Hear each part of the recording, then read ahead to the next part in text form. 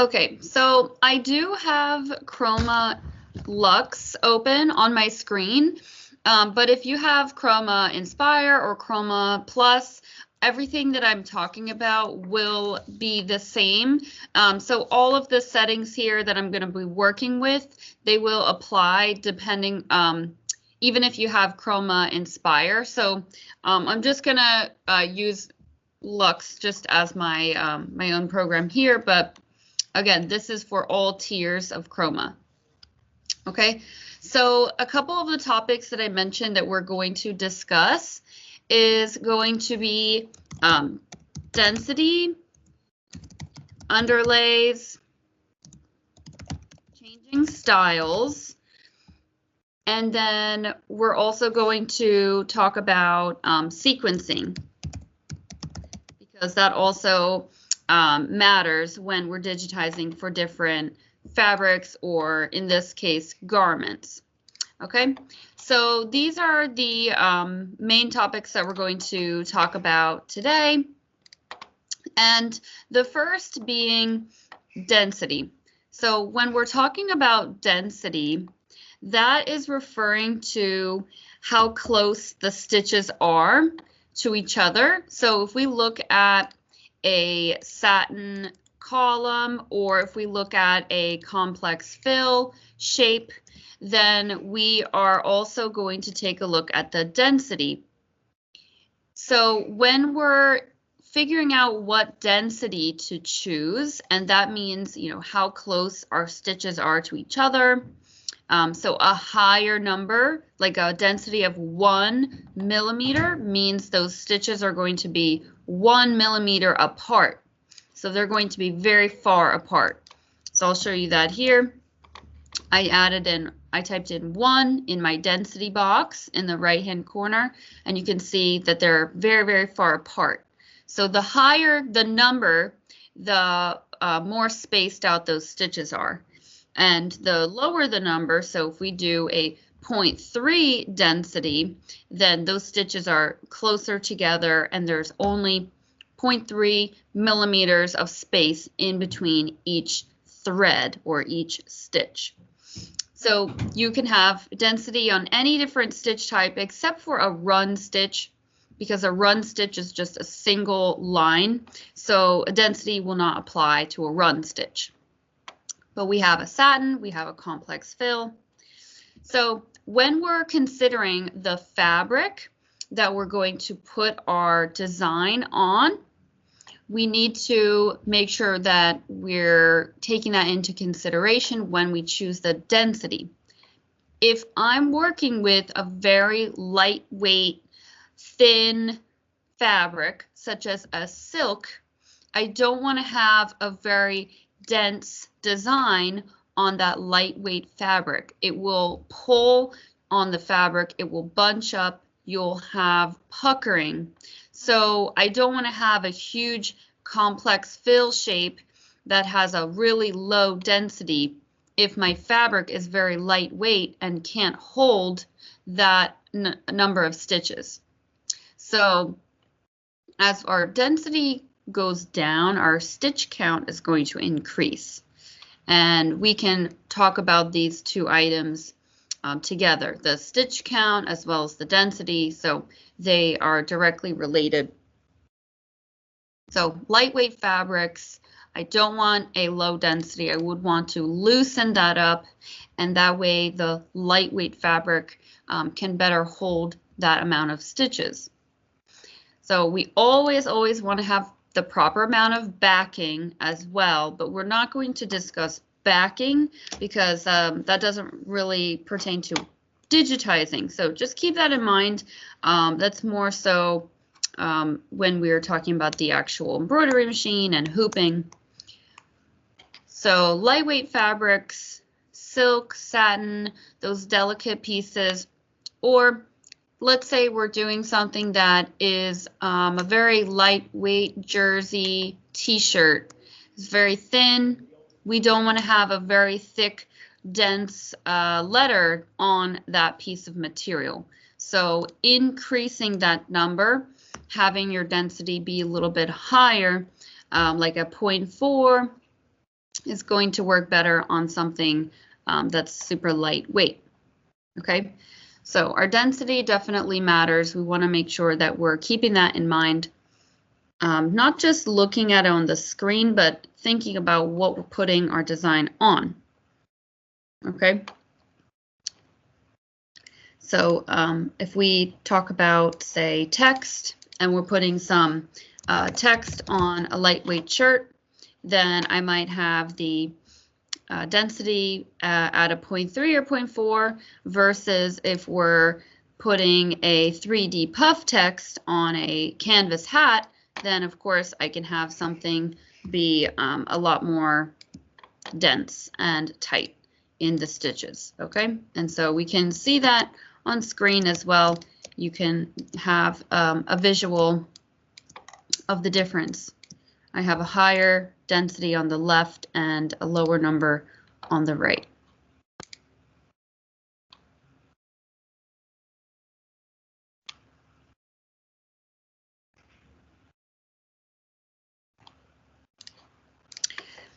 Okay, so density is something we want to consider.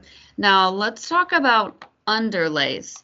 And I'm going to open up a new tab because our underlay is really going to help out with difficult fabrics. And so we can talk about fabrics such as towels. We can talk about fabrics like fleece. So if we're doing something that's very fluffy, or if we're doing something that's knit, like a knit shirt or knit sweater. So with towels or any fabric that has a high pile, a fleece even, it does have a high pile. And what that means is the fabric isn't flat and smooth. A towel obviously has small loops, like a terry cloth. So with our digitizing, we don't want our stitches to get lost in those small loops on our towel. So for a towel specifically, we can do quite a few different things, such as we can, of course, change the density, the underlay, but we can also create a nap blocker.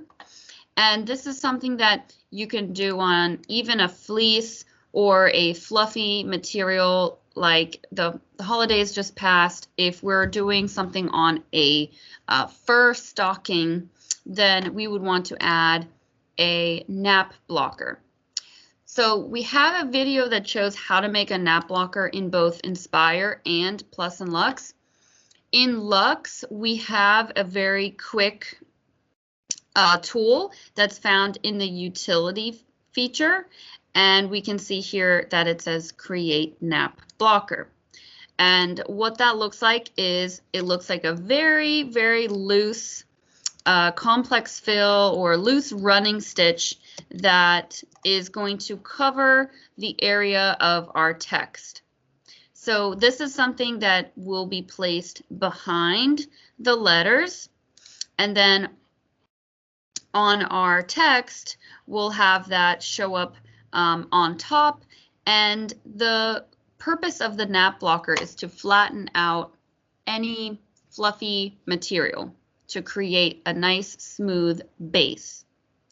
So towels, fleece, anything like a terry cloth or a furry fabric, we can create a nap blocker. You can even do a nap blocker on something that is like a cable knit or a rib knit, because those fabrics have a texture and we want to provide the most even base for our stitches to adhere to.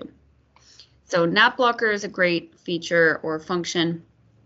And if you have Inspire, you can sort of create your own nap blocker just by creating a really loose shape around your text and then converting it into a very open, open density shape. So I have this complex fill that I just created, and if I increase that density quite a bit, you can see that it will give me the same sort of effect, and I can just remove an underlay to get the same sort of look.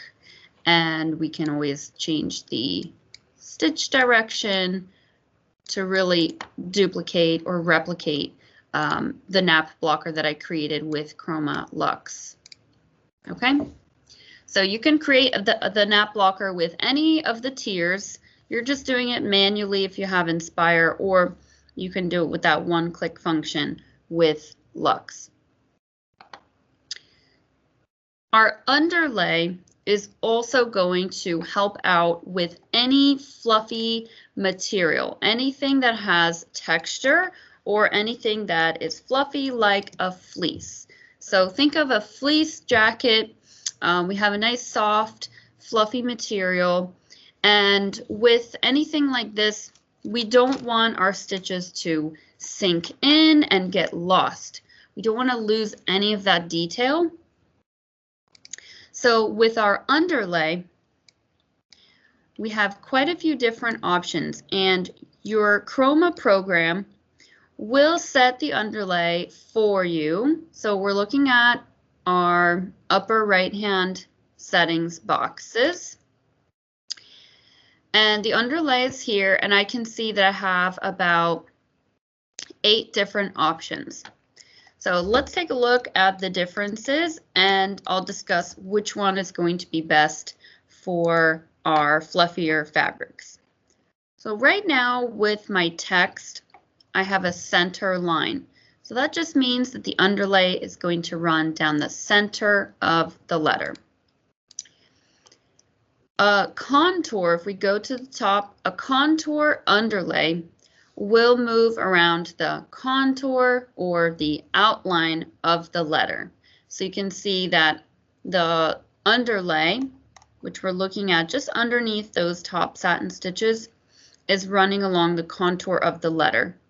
So it's sort of giving like a nice trace or shape of the letter before we have our satin stitch go down.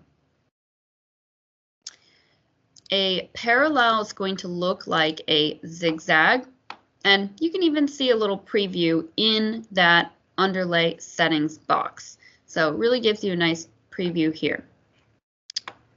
A parallel underlay looks like a little zigzag, and those underlay stitches, they run parallel to the top stitches. Perpendicular is going to be, this is mostly for a complex fill.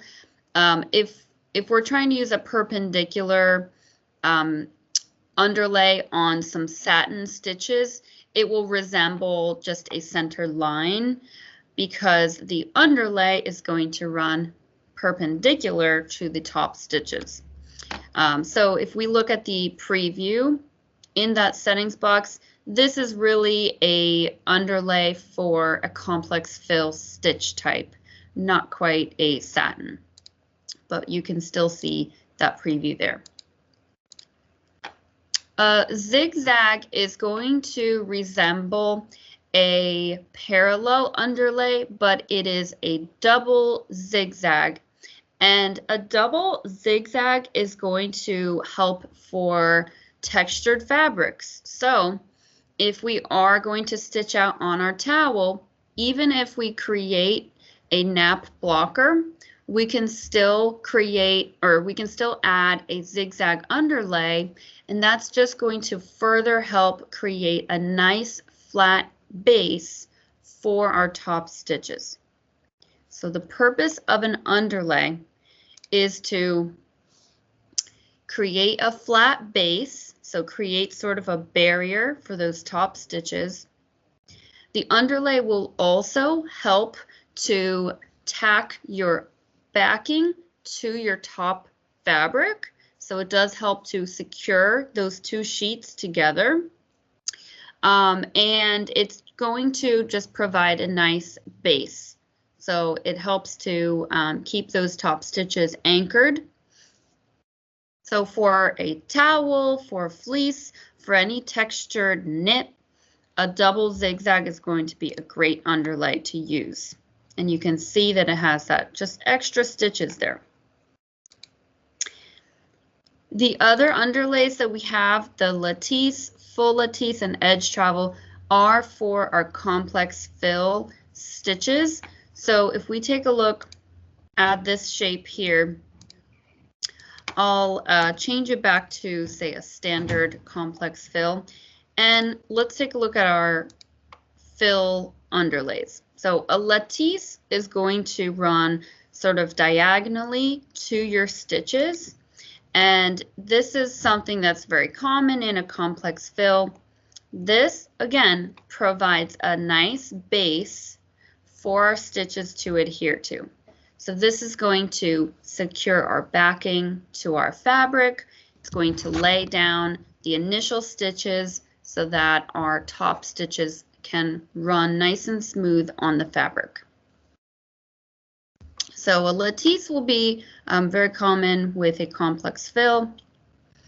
If we look at a full lattice, that's just double a lattice.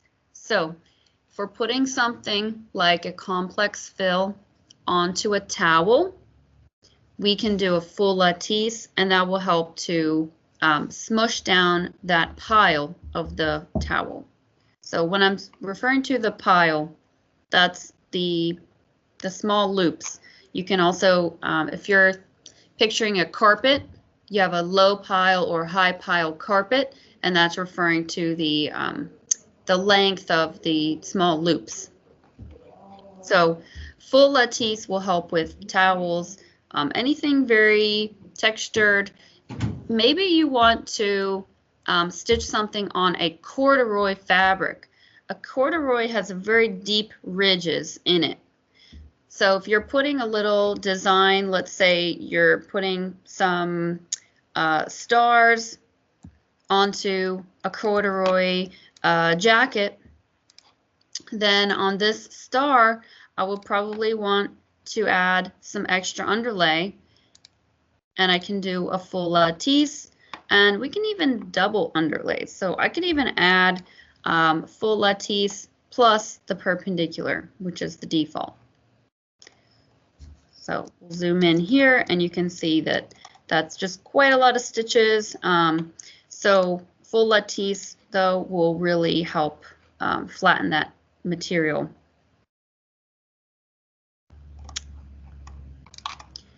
The last underlay that we have is our edge travel, and that's going to be more so just, if we look at this, something that looks like no underlay, pretty much. So the program will sort of just start.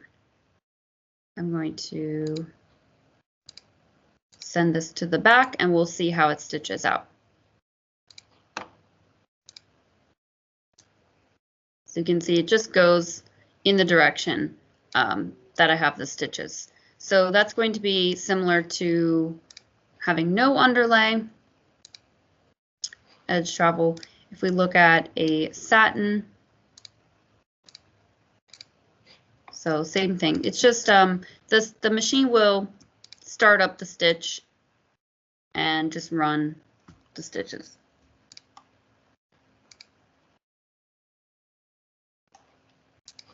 So I don't have any questions so far, so I'm just going to keep going. And hopefully you guys are just taking some notes. I don't recommend to try and duplicate what I'm doing. So just watch along and jot down some notes and chat in any questions you have in the chat box. So we had a little overview of density, little overview of our underlays. Now I want to show you something that is built into Chroma, and it's something called changing the style.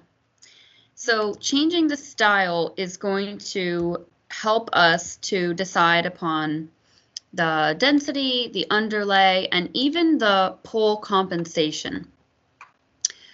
What pole compensation is referring to is we have our letters here, And this is a satin stitch. When we stitch something on a material, especially if it has a little bit of stretch or if it's more lightweight, any sweatshirt material or knit fabric or just regular t-shirt even, when we stitch on that fabric, we will sometimes notice that the letters or the column is going to appear a lot thinner. So if we have this satin column and I stitch this out on a peak polo shirt, it might end up looking more like this size where it's actually a lot thinner, because the reason why we have this problem or issue is because the stitches are going to pull on the fabric. You have more pull on something that's lighter weight or has any stretch or give to it. If you're stitching something on a very, very stiff fabric, a very stiff structured hat, you're not going to see as much pulling because that fabric doesn't have as much give or stretch in it. So when we're talking about pull compensation, we're going to compensate for the fabric pulling. This is a setting that you have in your upper right-hand corner settings boxes, so all of these settings tabs, and you can set the compensation in a percentage or an absolute value. So let's just go through the basics of this.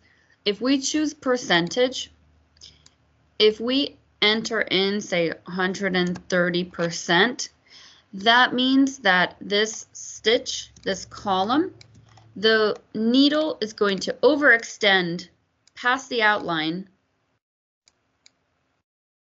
about 30%. And so that's going to give us some extra width in the satin column to account for the pulling of the material. Oops. Okay, so you can see that in the beginning I resized the bottom column to be much thinner, but I added pull compensation, and they're now the same width. We can do this with letters. If I'm putting this text on a very lightweight shirt, or maybe we're doing very small text, we can add in some pull compensation, and when we apply that, we'll see that our letters appear a little bit thicker on screen. And when we go to stitch it out, that extra compensation will sort of reduce back, and we'll see the correct width that we wanted.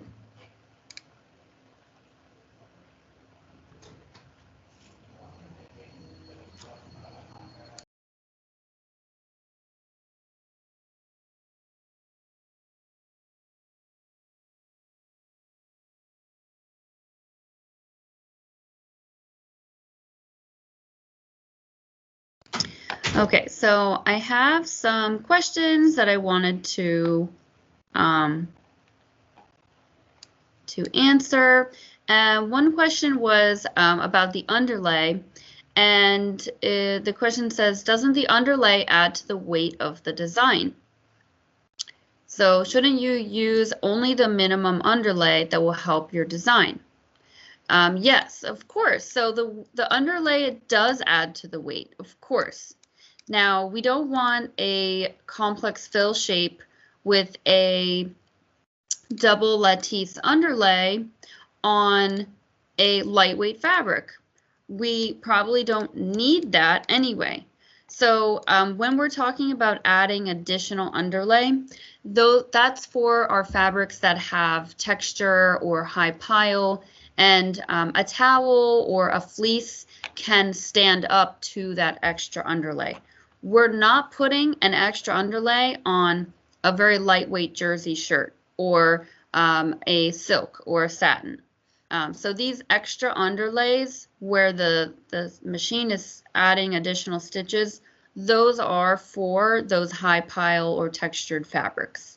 Or the star, if like I said, we're putting this on a pair of corduroy pants or a jacket, that material, that can hold those extra stitches. So that's going to be something that will be able to stand the extra weight or the extra stitches there. So if we're talking about a lightweight fabric, we're not adding in additional underlay, we're just making sure we choose the proper underlay. So for letters, a parallel or a zigzag, it's adding in a little extra, but we are also going to ensure that the density of the top stitches isn't too low. So let's take that question and go into more in-depth talking about, let's say, knit fabrics, right? So if we envision a lightweight knit t-shirt, then what we would want to do is we do want to provide a nice sturdy base for the stitches so that they don't end up sinking into the material, getting lost, or pulling too much where our letters end up looking irregular, choppy, or have like a zigzag outline. So for a knit, we can do an underlay of zigzag. That's providing a nice barrier or base to the fabric. And if we look at this object or text, it has 340 stitches with our zigzag underlay. And if I just take off the underlay, it's 270 as an average. So the stitch count, it is increasing, but not by a lot. And we're not adding in a ton of density. So we're not creating this in a density of 0.2 or 0.3. We would keep it kind of loose, and depends on the size as well. Alex, you got it. Thank you.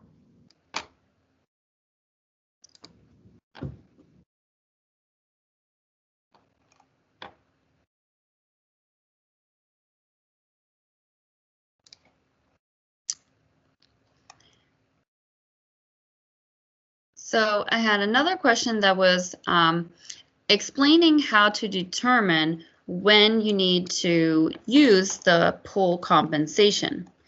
So think about the fabric. If you are comparing fabrics and you have a sweatshirt, although it might be a little bit thicker, so like a nice hoodie or crew neck sweatshirt, a sweatshirt, it usually has some stretch, and you'll find that you'll see a little bit of sinking in. So your text or your stitches, whether it's, mostly we're talking about pull compensation with satin most of the time, although we can still have some pulling on a complex fill, which is this blue object. With a sweatshirt, we're going to have the stitches be able to pull on that fabric. So if you think about threading a needle, putting a needle into the fabric, how much will that fabric be able to be pulled tight? So a sweatshirt, we do want to add pull compensation. We want to add maybe like an extra 20%. So adding in percentage of 120 or even 125. If we put the same text on a stiff hat, if you were to put a needle into the hat and try to pull on the fabric, you probably will not be able to pull that fabric tight.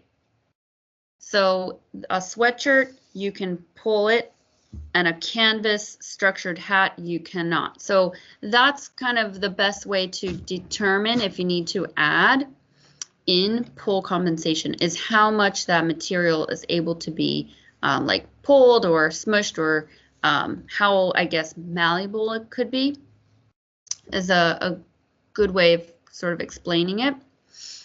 You can always add in a little bit of pull compensation, and the worst that would happen is your letters end up looking a little bit more bold than you initially envisioned. So if we're adding in a lot of pull compensation on a stiff fabric, then our stitches are just going to overextend past the outline, and we'll have something that looks thicker, like we bolded the text. So when we're adding in some pull compensation, we can think about fabrics like our peak polos. So that's your standard polo shirt where it has a little bit of texture to it, maybe a little stretch.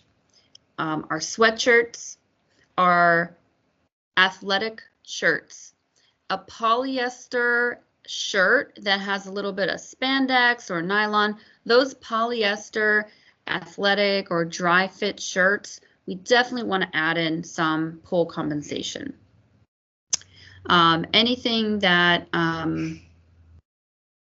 that has stretch, definitely, and anything that might be more plushy. So even with our fleece, we can probably add a little bit there. Now, this is all a lot of information because we talked about density, we talked about underlay, we talked about the pull compensation, we talked about even creating a nap blocker. Now, the one thing that I wanted to discuss, the reason why I have knit here 3 times, is we have the ability to change the style, which is also referring to the fabric, in the Chroma program. So with Chroma Luxe, we have this option in our right-click function. And I'll show you the other way if we're using Inspire. So in Chroma Luxe, I have knit here 3 times. I'm going to, on the top, right-click, go into Utility, and we'll see we have Change Style. When I click there, I have a drop-down of a couple different fabric styles. So canvas, all the way to a woven, we have vinyl even, we have velvet, so, and we can even see towel. So let's make the first one, we're actually going to choose t-shirt, okay? So we have t-shirt. You can see right off the bat, if I go back, how that changed it. It's going to thicken up quite a bit. So I have normal, then I have t-shirt. So between the normal one, which is purple, and the t-shirt, which is the pink, let's take a look at the differences. So the first one that I have just set to normal, this is, if we look at the fill, we have a 0.4 density. If we look at the underlay, it has a center line. And if we look at the push-pull compensation, I believe I had changed this to 130. If we look at the other one for the t-shirt, we do actually still have some pull compensation. However, it's set to absolute. So that means 0.4 extra millimeter over the edge. So it's a lot thicker. If we look at the underlay, it does have a parallel. And if we look at the fill, we're at a 0.45. So that's nearing, it's higher, right? When we change the style, if I have this third knit where it's green, and I go in and change the style to a towel, then it's going to, again, change my settings to account for that type of material. So it will set your density, it will set your underlay. We're at a zigzag, right? That's that double zigzag. We look at the push-pull compensation, so still at 0.4. And those settings you can easily change just by changing the style.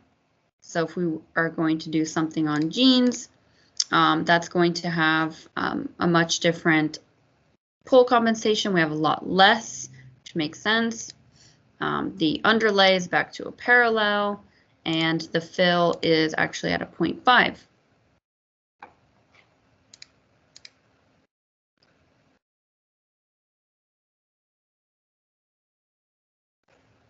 Okay, so these different styles, you can play with them and you can even see what changes between them. And that will also help you to determine what settings you might want to change when you're just digitizing something yourself. So through changing the style here, you can take a look at those settings and you can kind of jot down some notes and see what the program is choosing for what material type. Okay, so the default, which is normal, so we keep going back. I'm just going right click, utility. So normal is just going to, that's going to be for just kind of like your average material. So normal, it'll set the underlay. It probably won't add in any pull compensation for you. The density will be set to the default within Chroma. So normal is just your standard. If we're using Chroma Inspire, so if you have like the basic package, you can still change your style. You just have to do that before you begin digitizing. So I have a new page here and I'm going to go into my tools, into general options. So this is a great tab to kind of take a look at. And right on the front page, underneath the units, we have default style. And so I can change my default. If I know I'm going to be doing a lot of canvas hats or canvas jackets, some stiff materials, maybe I'm making patches on a canvas as my base, then I'm going to set my default style to canvas. And that way, when I go to start digitizing whatever I need, it's going to set the underlay, density, and etc. for canvas. So what we have here is we have, this is an edge, a contour underlay. So this runs along the edge of those stitches, providing like a base or a barrier, and these edge run, or the contour I mean, but it's running along the edge, is providing an anchor point for those stitches. So we don't need a lot of flattening out in the center because our canvas material is usually going to be just pretty stiff, doesn't have any texture or pile to it. So we don't need something in the center, but we do need a nice anchor point. So that contour underlay is set there for you.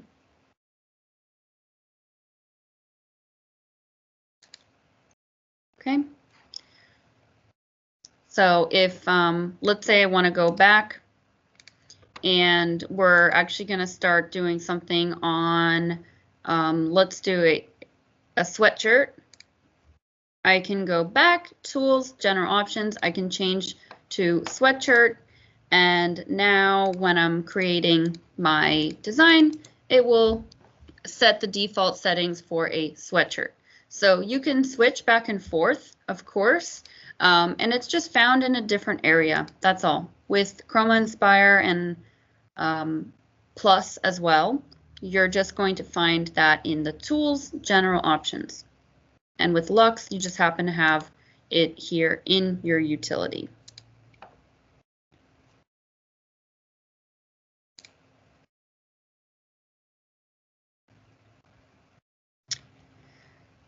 So Joan asks, is doing a stitch out is necessary to see what is really going to happen?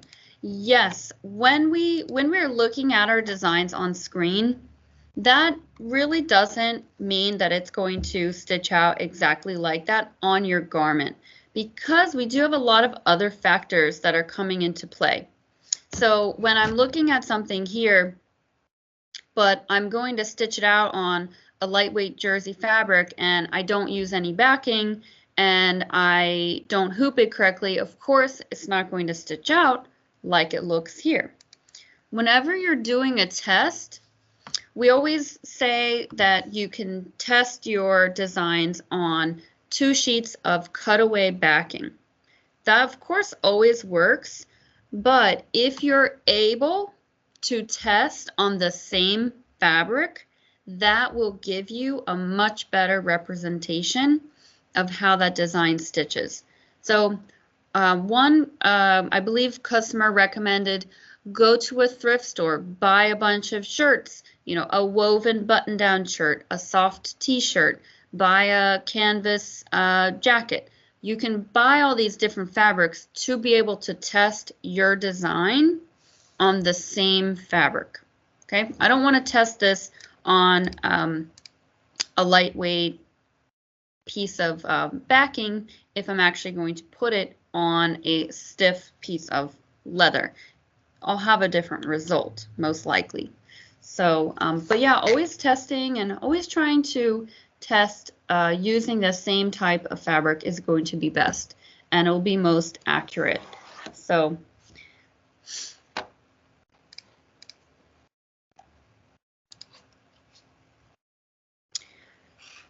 keep asking questions. We still have some time.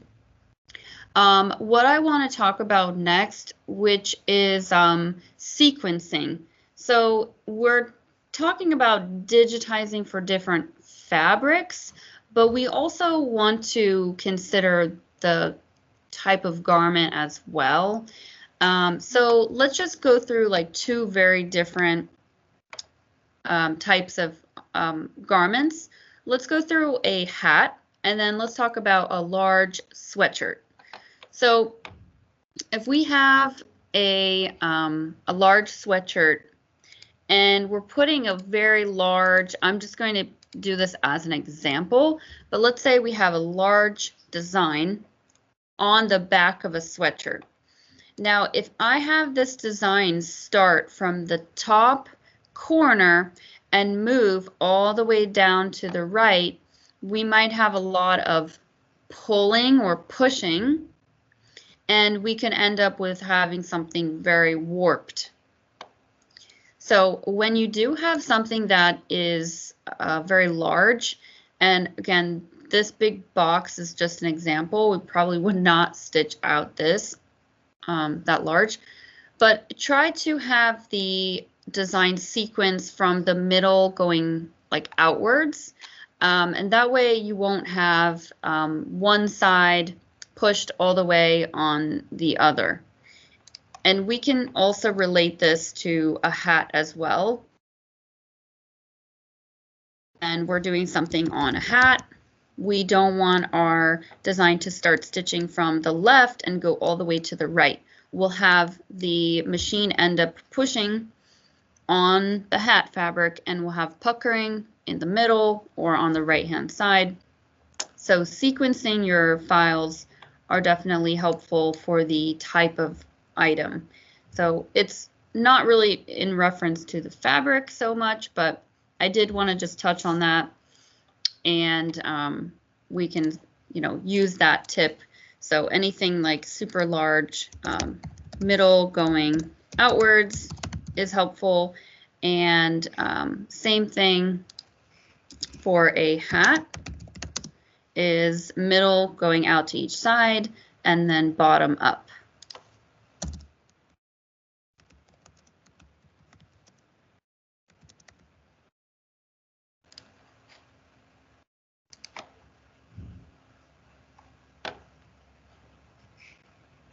Okay, so middle out, bottom up for our different items.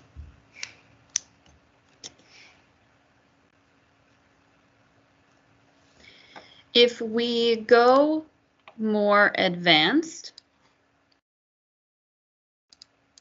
we can also talk about stitch length. So let's use a letter as an example. and let's change the underlay. So let's say we're going to keep it at just a parallel underlay, just a standard common underlay for a t-shirt maybe, or a hat. We can do a parallel underlay. We also have the stitch length that we can play with in the underlay tab. So we can change the density as well. And if we look at this letter here, it's a pretty large letter, so it's about 500 stitches. We can actually change the density of the underlay, and now the underlay is a lot closer to each other, those stitches, and I did increase it by about 75 stitches. So it's not horrible, but we're adding in a little bit extra underneath. So we can change the underlay of the density of the underlay. And going back to the question that was from Joan, actually, she mentioned that the underlay does add in stitches. And sometimes with different fabrics, we don't want our stitch count to be very high because it can be very dense and thick and kind of pull down too much on the material. So I just changed this density from 2 to 3, and it eliminated a couple of stitches there. So that might be something you can play with as well. So I know there's a lot of factors, a lot of things to adjust, but this area here, I'm just going to go through it. It's a little bit more advanced. If you're just starting out, I would leave them as your default, but we have density, stitch length, and then run stitch length. So the stitch length is referring to how long the needle is going to jump before puncturing the fabric. So let's say we're changing our stitch length from 1 to 4, then the machine, instead of every 1 millimeter jumps, it's going to jump every 4. So you have less punctures in the fabric. With softer fabrics, if our stitch length is very low, then that underlay might end up getting lost. So if we look at the best way for me to explain a little bit better is we have this run stitch. And if you look very closely, we have little tiny dots in that line. So I have a dot here, have a dot here, here. So those little dots are 3 millimeters apart. If they were very close together, 1 millimeter, then those little stitches, they might actually sink into my fabric because the needle's puncturing, so the short stitch will end up getting lost. So sometimes you can actually increase that stitch length, and that way we have a 5 millimeter length of thread that's going to sit on top of our fabric. And that's just an extreme example, but you can play with that actually with your underlay. So you can see the run stitch length is referring to that underlay stitch. Okay.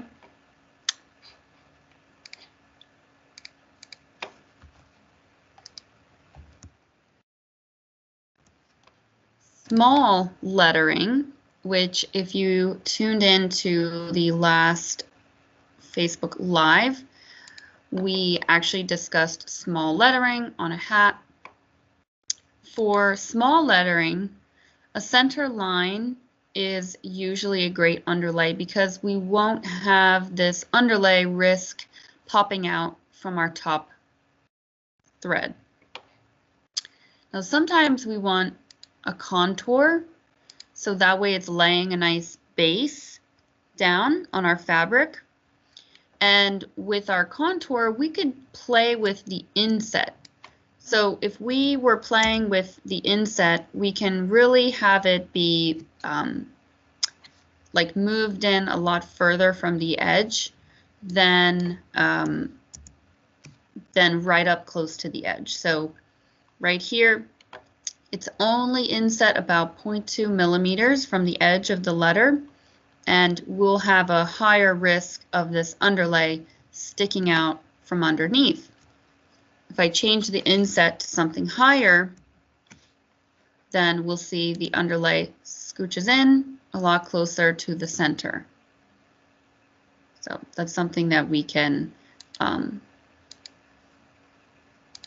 play with in our underlay. Okay, so the inset, again, is a factor that you can adjust. So you have a lot of ability to play with underlay, density, styles, stitch length, and again, going back to our little cheat of changing the style, that is a really great way to see what Chroma is deciding for you on different materials. So if I'm not quite sure what to do on a velvet, let me just select velvet, and then I can see, all right, it shows, you know, the density is a 0.37, and my underlay is parallel, and the pole comp is set to 0.3. So I can kind of take note of those settings, and on something that might be similar to velvet, then I can choose those settings.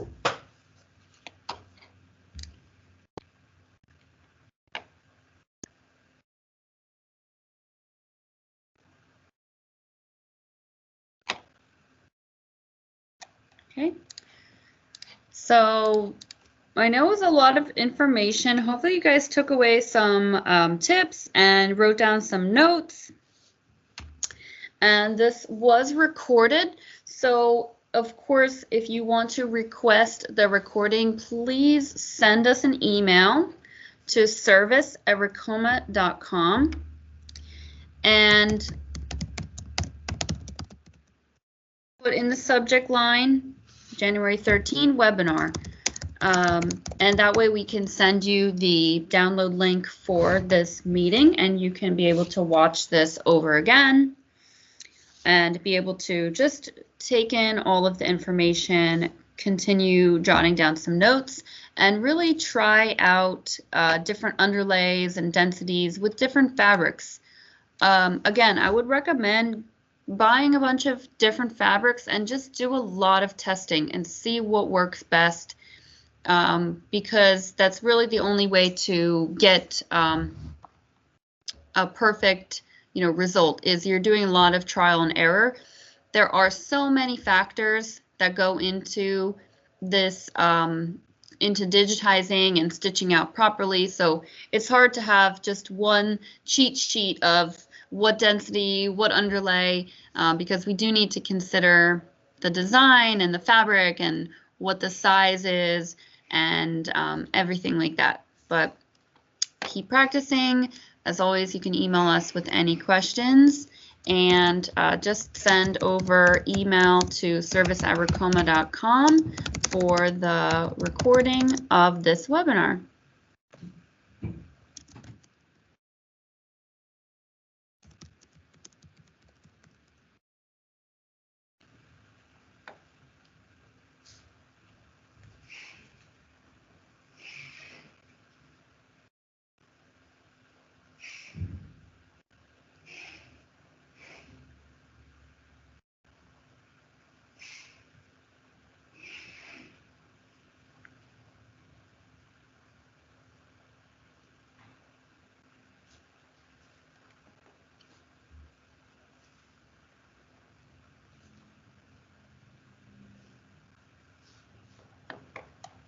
All right, thank you guys so much. Appreciate you, and we'll see you next time.